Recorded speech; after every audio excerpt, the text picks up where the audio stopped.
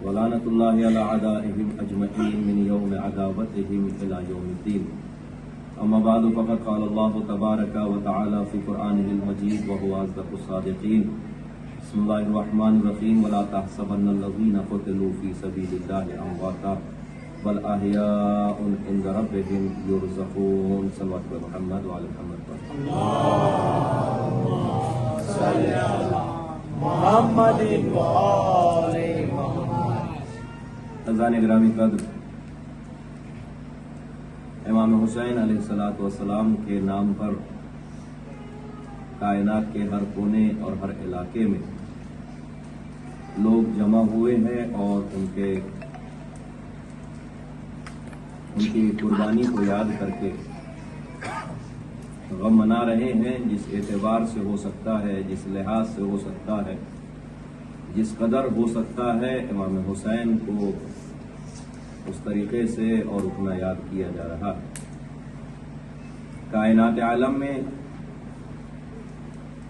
نہ صرف ہندوستان یا پاکستان یا ایشیا یا بر اعظم بلکہ ہر جگہ، ہر علاقے میں امام حسین کو ماننے والے اور ان کے چاہنے والے موجود ہیں اور ان کا غم منا رہے ہیں. دنیا عالم میں جب اللہ کا نام آتا ہے تو اللہ کے نام کے سامنے وہی لوگ جمع ہوتے ہیں کہ جن کے نام کے ساتھ مسلمان جڑا ہوتا ہے. جب رسول پاک کا نام آتا ہے تو رسول پاک کے نام کے آگے وہی لوگ کھڑے ہوتے ہیں کہ جن کے نام کے ساتھ اسلام جڑا ہوتا ہے. لیکن واحد شخصیت امام حسین علیہ السلام کی ہے کہ جب نام حسین لیا جاتا ہے تو اب مسلمان یا ہندو یا اہل حدیث یا اہل سنت سے کوئی قید نہیں ہوتی، بلکہ ادھر امام حسین کا نام لیا گیا، ساری کائنات اس نام کے ساتھ جمع ہوتی ہوئی نظر آتی. وجہ کیا ہے کہ اللہ کے نام پر تو ساری دنیا نہیں جمع ہوگی، رسول کے نام پر تو ساری کائنات نہیں اکٹھا ہوگی، لیکن امام حسین کا نام آتے ہی ساری دنیا کیوں اکٹھا ہو جاتی ہے؟ اس کی وجہ یہ ہے کہ امام حسین علیہ السلام نے انسانیت کے لیے قربانی پیش کی. امام حسین علیہ السلام نے دلوں میں انسانیت کو زندہ کیا اور دنیا کو یہ طاقت عطا کی ہے کہ کائنات میں جب بھی کہیں پر بھی کوئی ظلم ستم ہو رہا ہو تو تمہارے اندر اتنی ہمت ہونی چاہیے کہ تم ظالم کے خلاف کھڑے ہو سکو اور ظلم کے خلاف آواز اٹھا سکو. کائنات میں چونکہ امام حسین علیہ السلام مظلوم ترین شخصیت ہیں، وہ شخصیت کے جن کے اوپر ایک دن میں اتنے ظلم ڈھائے گئے کہ ہم ان تمام مظالم میں سے ایک آدھ بھی برداشت نہیں کر پاتے. کل کا جو دن ہمارے درمیان آ رہا ہے، جو صبح نمودار ہوگی، آج سے 1400 سال پہلے سن 61 ہجری میں جب یہی دن آیا تھا تو صبح نمودار ہونے سے لے کر سورج ڈوبنے تک امام حسین علیہ السلام نے اپنے سارے گھر کو اسلام کے نام پر نہیں بلکہ انسانیت کے نام پر قربان کر دیا تھا. اگر صرف اسلام کے نام پر قربان کیا ہوتا تو صرف اسلام کے ماننے والے امام حسین کا غم منا رہے ہوتے، لیکن چونکہ امام حسین نے انسانیت کے لیے اپنی قربانی پیش کی ہے، لہذا کائنات میں جہاں کہیں بھی ہر وہ انسان کے جس کے دل میں انسانیت زندہ ہے وہ امام کا غم منا رہے ہیں. آپ کے علاقے میں بھی ہم نے دیکھا اول محرم سے لے کر آج شب عاشور کے اس وقت تک کہ نہ صرف اہل شیعہ کی کوئی قید ہی نہیں آپ کے علاقے میں دکھائی دی، بلکہ آپ کے علاقے میں تو ہر مذہب اور ہر مسلک کے لوگ بڑھ چڑھ کر آزاداری میں حصہ لیتے ہوئے نظر آئے. اور اس کی وجہ یہی ہے کہ چونکہ امام حسین نے قربانی اسلام کے لیے نہیں دی ہے بلکہ انسانیت کے لیے دی. امام حسین علیہ السلام نے بتایا کہ جب بھی کہیں پر بھی کوئی ظلم ستم ہو رہا ہو تو اس کے خلاف آواز کیسے اٹھائی جاتی ہے. انسان یہ سوچتا ہے اپنے ذہن کے اعتبار سے کہ ظالم اگر زیادہ ہوں اور مظلوم کم ہو تو آواز اٹھانا آسان نہیں ہوتا. امام حسین نے کربلا سے یہ ہمت اور حوصلہ بڑھایا کہ ہم اگر 72 ہو کر یزید کی فوج کے لاکھوں کے خلاف آواز اٹھا سکتے ہیں تو اس کا مطلب یہ ہے کہ تم اپنے کم ہونے پر کبھی افسوس مت کرنا، بلکہ سب سے بڑی طاقت تعداد نہیں ہوا کرتی، سب سے بڑی طاقت یہ ہوتی ہے کہ اگر تمہارے پاس حق ہے تو اس کا مطلب ہے کہ سب سے بڑی طاقت تمہارے پاس ہے۔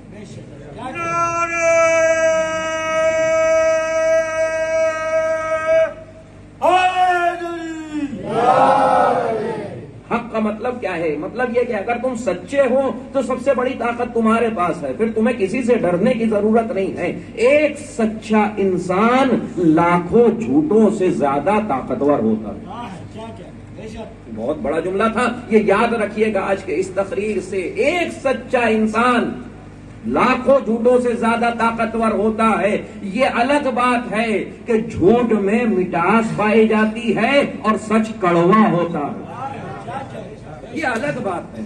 لیکن ایک سچا انسان جتنی ہمت اور طاقت کے ساتھ سینہ ٹھوک کر اپنی بات رکھ سکتا ہے، لاکھوں جھوٹوں کے اندر بھی ایسی ہمت نہیں آ سکتی۔ امام حسین علیہ السلام نے بتایا کہ ہم 72 ہیں، 72 تھے امام حسین علیہ السلام کے تمام آوان و انصار، اور سامنے کے لشکر میں 2 لاکھ سے لے کر 9 لاکھ تک کی روایت ملتی ہے۔ کم سے کم روایت 30,000 کی ہے کہ 30,000 سے لے کر 9 لاکھ تک کی روایت موجود ہے کہ اتنے افراد سامنے تھے، لیکن ہزاروں اور لاکھوں کے لشکر کے مقابلے میں اگر 72 خاموش نہیں بیٹھے تو اس کی وجہ صرف یہی تھی کہ لاکھوں ہو کر بھی جھوٹے تھے، 72 ہو کر بھی سچے تھے۔ تو سچ کے اندر طاقت پائی جاتی ہے، حق کے اندر ہمت اور حوصلہ پایا جاتا ہے۔ اور ہمارے ہندوستان میں جو آزادی کی لڑائی لڑی گئی، جس کے نتیجے میں ہمیں آزادی ملی، اس میں امام حسین علیہ السلام کے کردار کو مد نظر رکھا گیا۔ کربلا سے سیکھ لی گئی تھی کہ اگر تم سچے ہو تو اس کا مطلب یہ ہے کہ ظالم چاہے جتنا طاقتور ہو، تمہارے مقابلے میں وہ کمزور ہے، اور اگر تمہارے پاس حق پایا جاتا ہے تو اس سے بڑی طاقت نہ کسی میزائل میں ہے، نہ کسی بندوق میں ہے، نہ کسی تلوار میں ہے۔ یہ امام حسین علیہ السلام کا میسج کربلا سے لے کر آج تک اور آج سے لے کر قیامت تک کے لیے ہے۔ اور میں نے اپنی تمام تقاریر میں جو باتیں آپ کے سامنے عرض کی تھی، جو افراد موجود تھے ان کے ذہن میں یہ بات موجود ہوگی۔ میں نے آپ کے سامنے ایک جملہ کہا تھا، اگر سچے ہو اور حق تمہارے ساتھ ہے اور تم حق کے ساتھ ہو، تمہارے اندر اگر سچ بولنے کی طاقت ہے تو یقین جانو جب تم حق کے ساتھ ہو جاؤ گے تو پھر تم اس زندگی کے محتاج نہیں رہو گے، پھر تمہیں فرق نہیں کرے گا کہ یہ زندگی تمہارا ساتھ دے رہی ہے کہ نہیں دے رہی، پھر فرق نہیں کرے گا کہ تمہارے جسموں پہ تمہارے سر باقی ہیں یا نہیں باقی ہیں، بلکہ امام حسین نے ہمیں یہ میسج اور پیغام دیا، جب سر اور تن میں جدائی ہو گئی تھی، چھری سے سر و تن کو الگ کر دیا گیا تھا اور سر کو نیزے کی بلندی پر بلند کر دیا گیا تھا، اس وقت بھی امام حسین علیہ السلام نے قرآن کی تلاوت کر کے دنیا کو یہ بتایا کہ اگر تمہاری زبان سچ بولنا جانتی ہے تو پھر دل کی دھڑکن ساتھ دے چاہے نہ دے، یہ گردن ساتھ دے چاہے نہ دے، اگر زبان حق بولنا جانتی ہے تو نیزے کی بلندی سے بھی زبان حق بولتی رہے گی۔ ایک سلام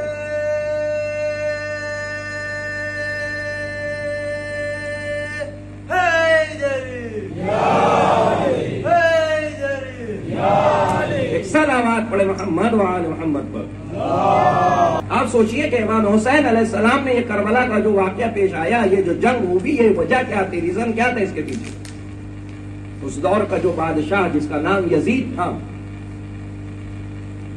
اس کا ارادہ یہ تھا کہ دنیا میں جتنی اچھی چیزیں ہیں ان کو دبا دیا جائے اور برائیوں کو عام کر دیا جائے،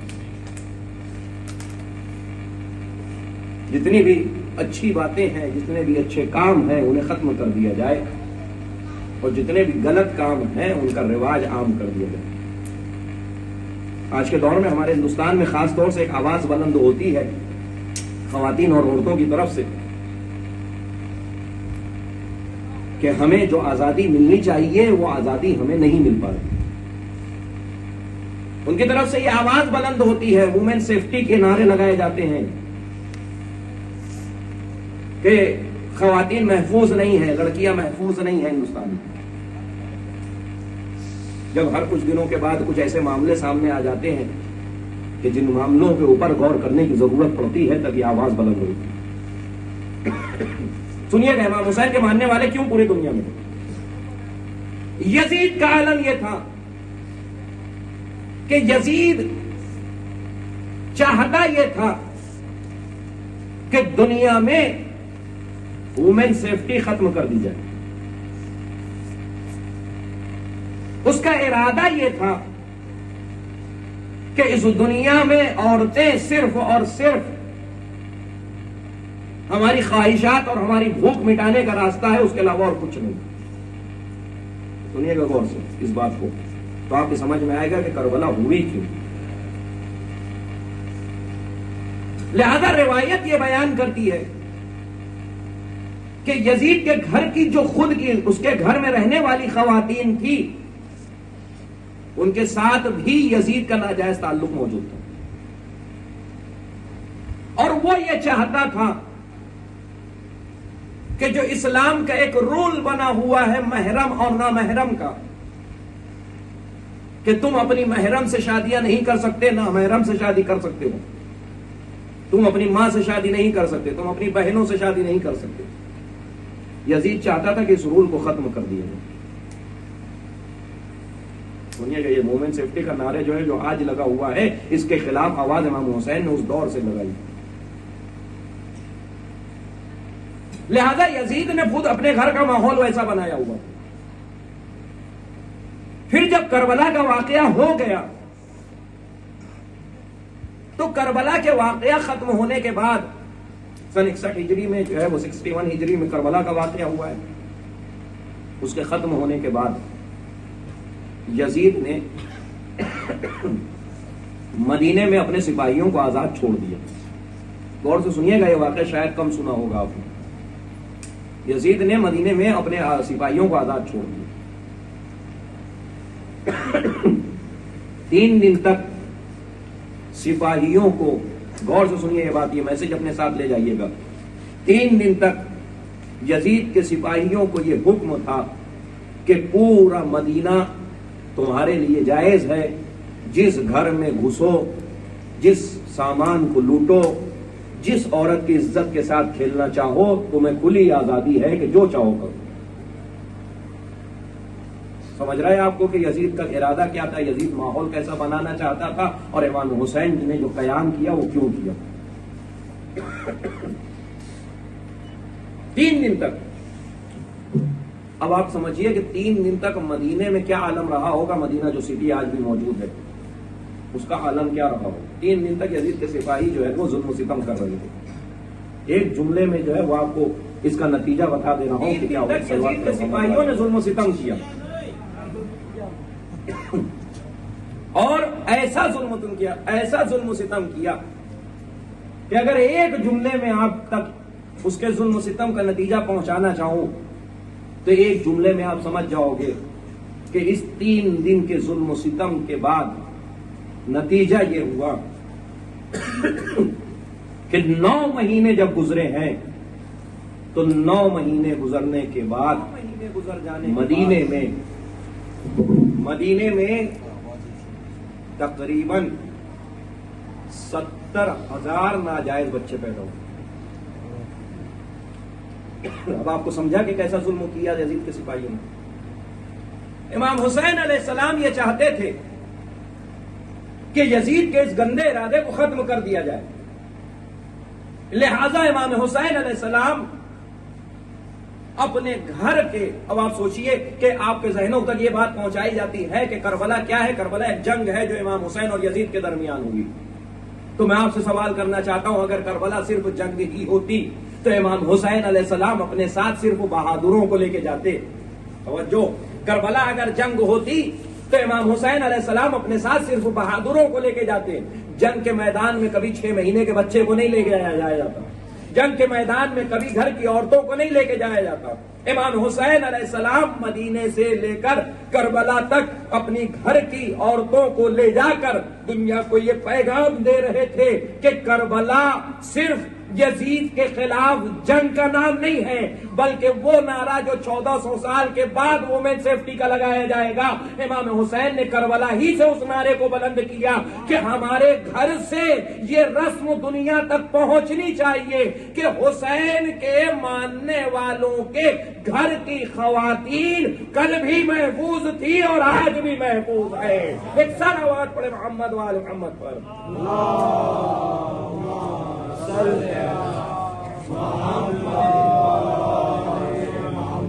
لہذا امام حسین علیہ السلام نے وہ نعرہ اس نے 1400 سال پہلے لگا لیا اور بتا دیا تھا دنیا کو کہ ہمارے گھر کی عورتیں آج قربانی دے کر دنیا کی تمام خواتین کے پردے کو باقی رکھ رہی ہیں، دنیا کے تمام خواتین کے پردے کی حفاظت کر رہی ہیں۔ اور اس کے علاوہ یزید یہ چاہتا تھا کہ ظلم و ستم کو عام کر دیا جائے، یزید یہ چاہتا تھا کہ اگر اس کے خلاف آواز اٹھانے والے لوگ ساتھ میں 6 مہینے کے بچے کو بھی لے کر آئے تو اس کے اوپر بھی ظلم و ستم کر دیا جائے۔ امام حسین علیہ السلام نے کربلا ہی سے یہ میسج پہنچایا کہ حسین یعنی مظلومی، حسین یعنی ظلم کے خلاف آواز اٹھانے کی طاقت، اور یہی وجہ ہے کہ کربلا وہ میدان تھا۔ ابھی میں آپ سے سوال کرنا چاہوں گا، ابھی یہ مجمع جو میرے سامنے بیٹھا ہوا ہے، شیعہ سنی مسلمان ہندو سارا مجمع بیٹھا ہوا ہے، ابھی آپ کے سامنے میں سوال کرنا چاہتا ہوں، اگر یہاں پر 2 سال کے بچے کو کھڑا کر کے اس کا خود کا باپ اسے زور زور سے تماچے مارنے لگے تو آپ مجھے انصاف سے بتائیے کون خاموش بیٹھے گا یہاں پہ؟ ہر ایک آواز اٹھائے گا کہ ارے بھائی بچہ ہے، کیا ظلم کر رہے ہو، اس طریقے سے تماچے نہیں مارے جاتے، اس طریقے سے بچے کو پیٹا نہیں جاتا، 2 سال کا بچہ ہے، اسے کیا سمجھ، ہر کوئی آواز اٹھا دے گا۔ آواز اٹھانے والا یہ نہیں سوچے گا کہ میں مسلمان ہوں یا میں ہندو ہوں یا میں حسین کا چاہنے والا ہوں، بلکہ آواز اٹھانے والا اس لیے آواز اٹھائے گا کہ اس کے اندر انسانیت موجود ہوگی۔ کربلا کا معرکہ وہ معرکہ تھا کہ جس میں 6 مہینے کے بچے کے گلے پر تیر مار دیا گیا تھا اور اس کے بعد بھی لوگ خاموشی سے دیکھ رہے تھے۔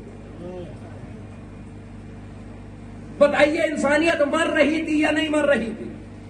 ابھی یہاں پہ کسی 6 مہینے کے بچے کو اگر اس کے گلے کو زور سے پکڑ بھی لیا جائے تو 10 لوگ آواز اٹھا دیں گے کہ کیا کر رہے ہیں، لیکن وہاں پہ 3 دن کے بھوک و پیاس کے بعد 6 مہینے کے بچے کے گلے پر تیر مار دیا گیا اور لوگ خاموشی سے تماشا دیکھتے رہے۔ امام حسین نے کہا یہ علی اصغر کی قربانی بیکار نہیں جائے گی، کربلا کے کسی بھی شہید کی قربانی بیکار نہیں جائے گی، بلکہ آج اب یہ جملہ سنیے گا اور بس ختم کر رہا ہوں اپنی گفتگو۔ امام حسین نے کہا یہ کربلا کی قربانی بیکار نہیں جائے گی، آج میں اپنے 6 مہینے کے بچے کو قربان کر کے دنیا کے تمام انسانوں کی انسانیت کو زندہ کر رہا ہوں کہ آج سے لے کر قیامت تک جب بھی کہیں پر بھی کسی بچے پر ظلم و ستم ہوگا تو ہر کوئی آواز اٹھاتا ہوا نظر آئے گا، چاہے فلسطین ہو چاہے ایران ہو۔ ایک سال آواز پڑے محمد وآل محمد پر۔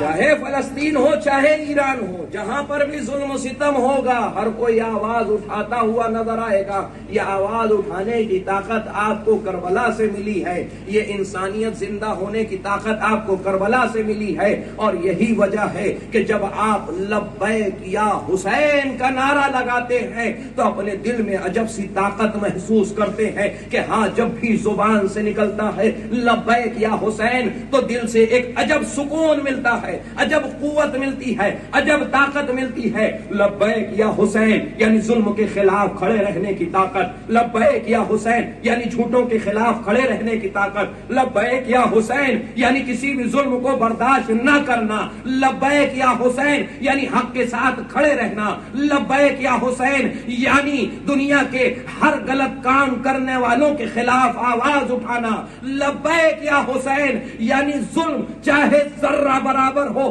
چاہے پہاڑ برابر ہو، اس کے مقابلے میں خاموش نہ رہنا اور یہ رونا، یہ گریہ کرنا، یہ عزاداری کرنا، یہی میسج اور پیغام دے رہا ہے کہ ہم آج کربلا والوں پر رو کر بتاتے ہیں کہ کربلا کے ظلم ہم نے دیکھ لیے، اب کائنات میں کبھی کسی ظلم کے خلاف خاموش نہیں بیٹھیں گے۔ ہم آج عزاداری کر کے دنیا کو یہ بتاتے ہیں کہ کربلا کے مصائب اور مصیبتیں ہم نے دیکھ لی، اب کائنات میں کسی بھی مصیبت پر ہم چپ نہیں رہیں گے۔ آج ہم حسینی اپنا سینہ پیٹ کر دنیا کو یہ بتاتے ہیں ہم اپنا سینہ مارنا گوارا کر سکتے ہیں، دوسروں پر ظلم و ستم گوارا نہیں کر سکتے۔ لبیک یا حسین، لبیک یا حسین، لبیک یا حسین، لبیک یا حسین۔ آج ہم اپنے آپ کو تکلیف پہنچا کے دنیا کو یہ پیغام دے رہے ہیں کہ ہم اپنے آپ کو تکلیف پہنچانا گوارا کر سکتے ہیں، لیکن دنیا کے کسی بھی انسان پر ذرہ برابر بھی ظلم برداشت نہیں کر سکتے۔ اور یہی میسج ہماری عزاداری، ہماری ماتمداری اور ہماری مجلسوں اور نوحوں کی طرف سے ساری دنیا کو یہ پیغام جاتا ہے کہ ہم کل بھی ظلم کے خلاف آواز اٹھا رہے تھے، ہم آج بھی ظلم کے خلاف آواز اٹھا رہے ہیں، اور قیامت تک ہم ہی ہیں کہ جو ظلم کے خلاف آواز اٹھاتے رہیں گے، چاہے مظلوم کا تعلق مسلمان مذہب سے ہو چاہے نہ ہو۔ کیا کہنا، اگر ظلم ہو رہا ہے تو آواز اٹھائیں گے۔ آپ دیکھیے ابھی علی گنج لکھنؤ میں ایک کوچنگ کلاس میں آگ لگ گئی، جن میں 15 سے 16 بچے بچیاں اس دنیا سے گزر گئیں، جل کے ختم ہو گئیں۔ وہ غلطی کس کی تھی؟ یہ بات کی بات۔ ہاں اتنا ضرور ہے کہ جیسے ہی ادھر کوچنگ میں یہ تمام بچے بچیاں اس دنیا سے گزر گئے، مظلومی کے عالم میں مر گئے، تو وہیں یہ بھی منظر دیکھنے میں ملا کہ امام حسین کے نام کی سبیلیں جہاں لگائی گئی تھی وہیں پر ان 15 معصوموں کے پوسٹر بھی لگائے گئے۔ حسین یار زندہ باد، حسین یار زندہ باد، حسین یار زندہ باد، یزید یار مرد آباد، یزید یار مرد آباد۔ ہم حسین کا نعرہ اتنا تھک کے نہیں لگایا جاتا، تھک گئے ہو تو پھر لبیک یا حسین، لبیک یا حسین، لبیک یا حسین، لبیک یا حسین۔ یہ نعرہ ہمارے اندر طاقت دیتا ہے، یہ نعرہ ہمارے اندر قوت دیتا ہے۔ آپ دیکھیے کہ وہ ویڈیوز آپ کی نظر سے گزری ہوگی اور نہ گزری ہو تو آپ چیک کر لو انٹرنیٹ پر کہ آپ دیکھیے کہ جب امام حسین کی سبیل لگائی گئی ہے تو اس جگہ پر ان 15 بچوں بچیوں کے فوٹوز بھی لگائے گئے۔ یہ فوٹوز اسی بات کا اعلان کر رہے ہیں۔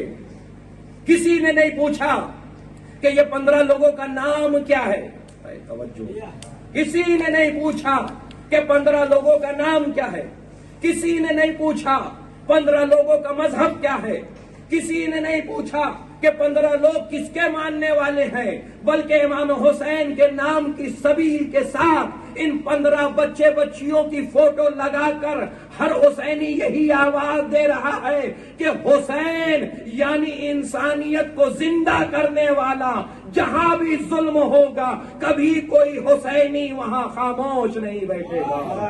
حسین یار زندہ باد، حسین یار زندہ باد۔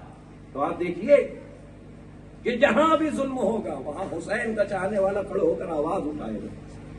فرق نہیں ہے، حسین صرف شیعوں سے یا سنیوں سے یا مسلمانوں سے مخصوص نہیں ہے، اور اسی لیے میں خود ایسی جگہ کئی مرتبہ جا چکا ہوں کہ جہاں پر صرف مسلمان نہیں بلکہ ہمارے ہندو برادران تعزیہ سجاتے ہیں، علم سجاتے ہیں۔ میں نے دیکھی ہے اپنی آنکھوں سے وہ جگہ، کیوں سجا رہے ہیں، کیا تعلق ان کا؟ کہا تعلق بہت بڑا ہے اور وہ تعلق مذہب اور مسلک سے بھی بلند ہے، وہ تعلق ہے انسانیت کا تعلق۔ آج امام حسین کے نام پر سبیلے لگا کر، جناب علی اصغر کے نام پر یہ شربت اور دودھ بانٹ کے ساری کائنات کے انسان، صرف شیعہ سنی نہیں، ہر انسان یہ میسج دے رہا ہے کہ 1400 سال پہلے جو 6 مہینے کے بچے کے اوپر ظلم کیا گیا تھا وہ غلط کیا گیا۔ آج یہ اہل سنت اہل ہندو برادران کیوں یہ آواز اٹھا رہے ہیں؟ یہ یہی پیغام پہنچا رہے ہیں کہ 1400 سال پہلے اگر کسی بچے کو ناحق قتل کیا گیا تو وہ غلط کیا گیا۔ آج بھی آپ دیکھ لیجئے کہ جب کسی بھی دروازے کے باہر، گرمی کا مہینہ چل رہا ہے، آپ کسی بھی دروازے کے باہر کھڑے ہو کر دستک دیجئے، دروازہ کھلے اور آپ اس سے کہیے کہ مجھے بڑی پیاس لگی ہے، ایک گلاس پانی پلا دو، تو دروازہ کھولنے والا پہلے آپ کا مذہب نہیں پوچھے گا، پہلے آپ کو پانی پلائے گا، نہیں پوچھے گا تم کس کے ماننے والے، یہ نہیں پوچھے گا تم کس مذہب سے تعلق رکھتے ہو، یہ نہیں پوچھے گا تمہارا عقیدہ کیا ہے، بلکہ وہ پہلے پانی پلائے گا۔ کیوں پلائے گا پانی؟ یہ اسی لیے پانی پلائے گا کہ کربلا میں جو شہداء کو بھوکا اور پیاسا رکھا گیا، وہی انسانیت آج بھی اور قیامت تک زندہ ہے کہ دنیا میں چاہے جیسا بھی عقیدہ ہو، چاہے جیسا مذہب ہو، اگر پانی کوئی پوچھ لے تو پہلے پانی پلا دے۔ امام حسین نے میسج دیا ہے، اور یہی وجہ ہے کہ آپ سوچئے کہ جب چھوٹے چھوٹے بچے، ہمارے یہاں بھی سامنے بچے بیٹھے ہوئے، آپ کے گھروں میں بھی بچے ہوں گے، جب کوئی چھوٹا بچہ، آج خاص طور سے گرمی کا موسم، اس سمر سیزن میں جب کوئی چھوٹا بچہ آپ کے سامنے گھر کا کھڑا ہو کر کہتا ہے کہ ہمیں پیاس لگی ہے، تو ماں باپ دوڑ کے جا کے اس کے لیے پانی کا انتظام کر دیتے ہیں، کوشش یہ کرتے ہیں کہ فریج سے ٹھنڈا پانی نکال کر بچے کو پلا دیں تاکہ اس کی پیاس بجھ جائے۔ کہ کربلا میں کیسے لوگ تھے کہ امام حسین اپنے 6 مہینے کے بچے کو اپنی گود میں لے کر فوج کے سامنے کھڑے ہو کر یہ کہہ رہے تھے کہ میرے بچے نے 3 دن سے کھانا پانی نہیں پیا ہے، اس کی ماں کا دودھ سوکھ چکا ہے پیاسے رہ رہ کر، لہذا اگر ابھی اسے پانی نہ ملا تو میرا یہ 6 مہینے کا بچہ مر جائے گا، تم ایک بوند پانی اسے پلا دو تاکہ میرا بچہ مرنے سے بچ جائے۔ فوج منہ چھپا کر رو تو رہی تھی، لیکن کوئی ایک بھی آگے آ کر امام حسین کے بچے کو پانی نہیں پلائے۔ آپ سوچئے کہ یہ کیسے لوگ تھے کربلا میں، آج کیوں ہم رو رہے ہیں؟ ہمارے رونے کی وجہ یہی ہے کہ جب بھی ہم یہ بیان کرتے ہیں یا بیان سنتے ہیں کہ 6 مہینے کا بچہ تڑپ رہا تھا اور کوئی پانی نہیں پلا رہا تھا، تو ہمارے دل پر ایک زخم بن جاتا ہے کہ کاش ہم کربلا میں ہوتے تو حسین کے بچے کو پانی پلا دیتے۔ اور آپ سوچئے کہ کتنی مظلومی تھی۔ امام حسین کون ہے؟ ہمارے پروفٹ محمد کے نواسے ہیں حسین۔ امام حسین کون ہے؟ علی مرتضیٰ کے بیٹے ہیں حسین۔ امام حسین کون ہے؟ پروفٹ محمد کی اکلوتی اکیلی بیٹی جناب فاطمہ کے چھوٹے بیٹے ہیں حسین۔ اور وہ حسین کہ جو ایسے رشتوں سے تعلق رکھتے ہیں، وہ حسین جو ایسے گھرانوں سے تعلق رکھتے ہیں، وہ حسین کے جسے کریم ابن کریم کہا جاتا ہے، وہ گھرانہ کہ جس گھرانے کے لیے مشہور یہ تھا کہ دنیا کا کوئی بھی مانگنے والا جب اس دروازے پہ جاتا تھا تو کبھی خالی ہاتھ واپس نہیں آتا تھا، بھوکے اور پیاسے رہ کر بھی لوگوں کا پیٹ بھرنے والا جو گھرانہ تھا، اس گھرانے سے تعلق رکھنے والا حسین جب اپنے 6 مہینے کے بچے کے لیے فوج کے سامنے مانگ رہا ہوگا کہ پانی تھوڑا پلا دو تو دل پر کیا خنجر گزر گیا ہوگا۔ میں آپ سے سوال کرنا چاہتا ہوں، آپ میں بھی بہت سارے افراد خوددار بیٹھے ہوئے ہیں۔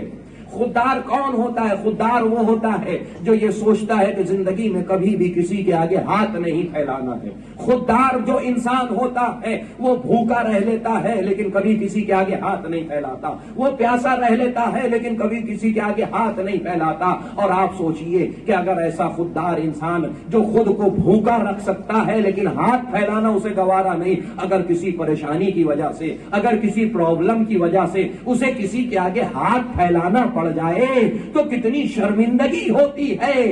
ہائے رے حسین، وہ گھرانہ کے جس کے دروازے پر ہر وقت فقیر کھڑا رہتے تھے، وہی حسین فوج کے سامنے اپنے بچے کو لے کر کہہ رہا ہے تھوڑا سا پانی پلا دو، کس دل سے کہہ رہا ہوگا؟ اور یہی تو وجہ تھی کہ جناب علی اکبر کے سینے پر برچھی کا پھل لگا، حسین نے اپنے چاہنے والوں کو یاد نہیں کیا، عباس کے بازو قلم ہوئے، حسین نے اپنے چاہنے والوں کو یاد نہیں کیا، قاسم کے بدن کے چھوٹے چھوٹے ٹکڑے اٹھائے، حسین نے چاہنے چاہنے والوں کو یاد نہیں کیا، لیکن یہ فوج سے اپنے بچے کے لیے پانی مانگنا ایسی شرمندگی کا عالم تھا کہ امام حسین نے اس وقت اپنے چاہنے والوں کو یاد کیا، اے میرے چاہنے والوں، کاش تم کربلا میں ہوتے تو دیکھتے تمہارا مولا فوج یزید سے اصغر کے لیے کیسے پانی مانگ رہا۔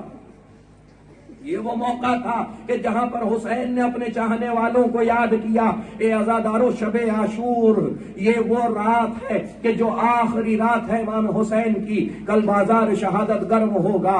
حسین کے 71 ساتھی، 71 ساتھی امام حسین کے ایک ایک کر کے جان قربان کرنے والے ہیں کل کے دن۔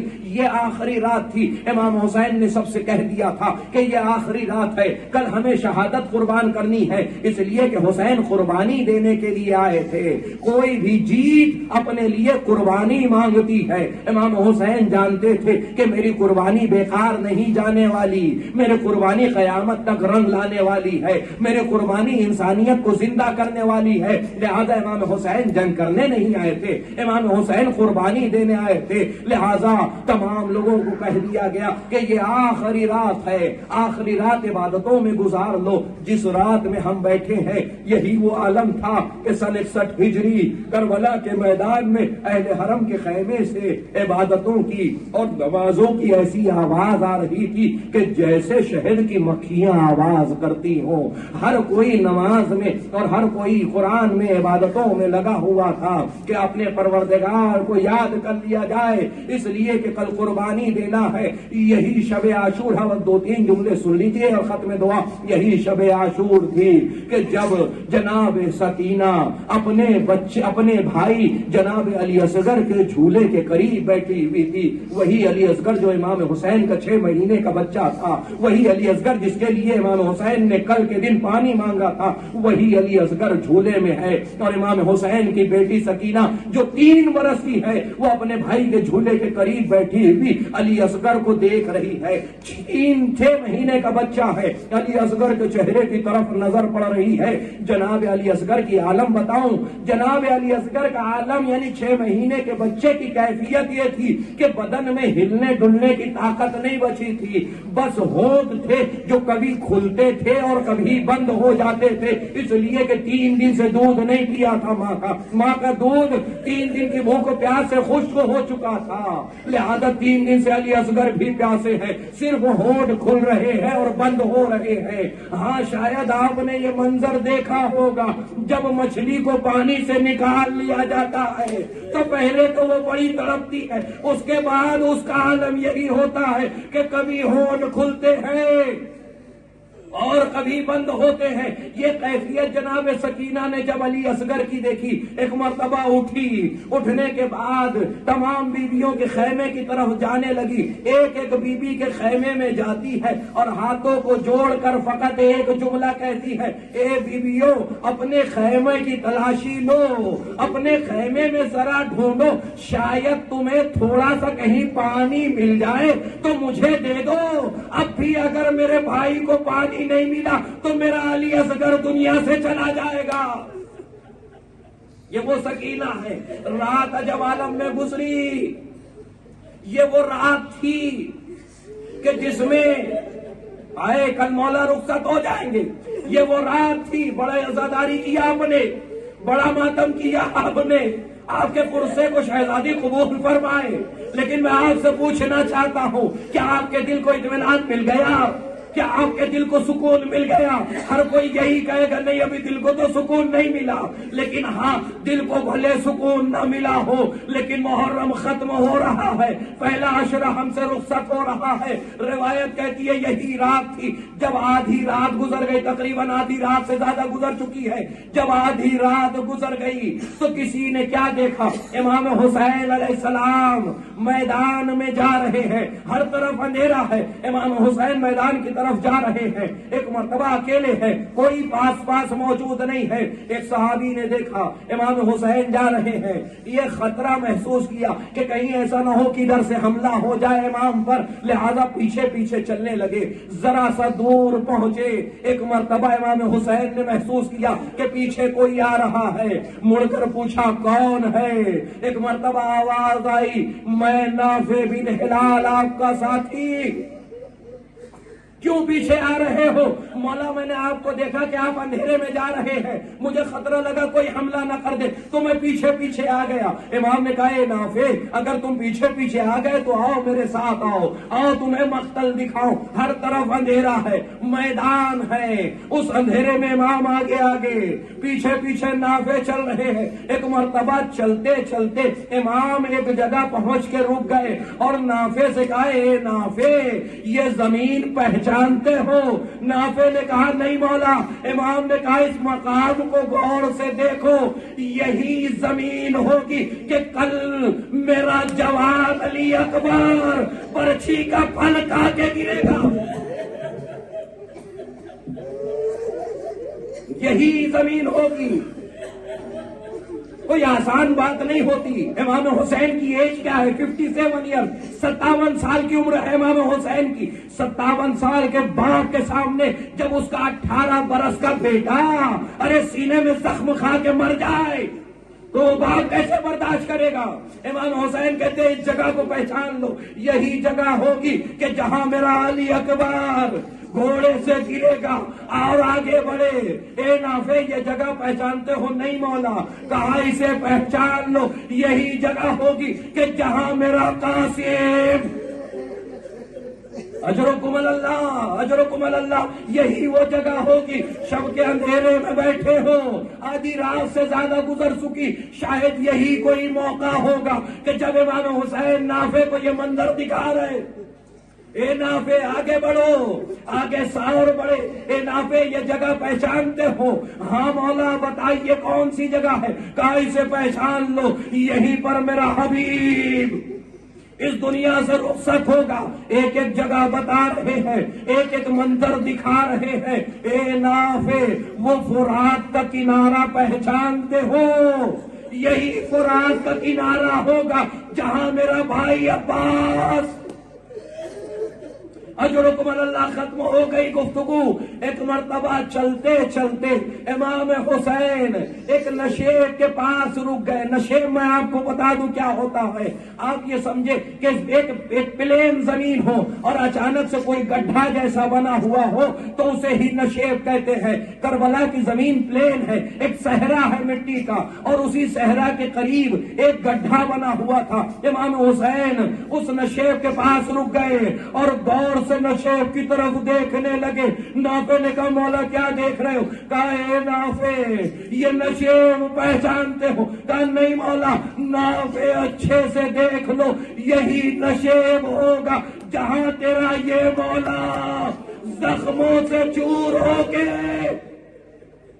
جہاں یہی پر تیرا مولا زخموں سے چور ہوگا۔ اے نافع جانتے ہو یہی زمین ہے اور یہی جگہ ہے جسے میری ماں زہرا نے اپنے بالوں سے صاف، میرے ماں زہرا نے اپنے بالوں سے صاف کیا ہے۔ اے نافع یہی تو جگہ ہوگی جہاں شمر میرے سینے پہ چڑھ کر میری گردن پہ خنجر چلا رہا ہوگا اور 70 قدم کے فاصلے سے میری بہن دیکھ رہی ہوگی اور آواز دے رہی ہوگی اے پسر صاحب ارے تو کیا کر رہا ہے؟ کیا تو کھڑا ہو کے دیکھ رہا ہے؟ اور میرا ماں جایا سوا ہو